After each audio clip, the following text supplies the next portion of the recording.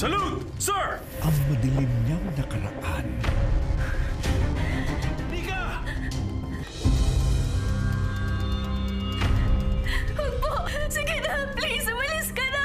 Sino yung kriminal? Ang papa ko. Apat na araw nang nakararaan nang maaresto si Mr. Yoon sa salang pagpaslang sa aktres na si Hazel G at sa asawa nito. Kaya ka nag-a-apply para sa mga biktima. Kabayaran sa lahat, sir. Pilit tinatakasan. Yung pagiging psychopath ba, hereditary yung ganun? Buong buhay ko nilalayuan ako nang dahil lang naging ama ko siya.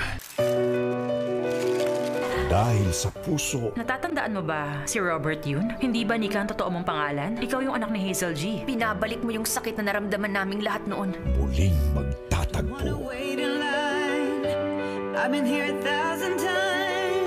Siya ang babaeng nawalan ng magulang dahil sa papa ko. Ang pag-ibig ng anak ng kriminal Pareho lang kayo ng ama mo!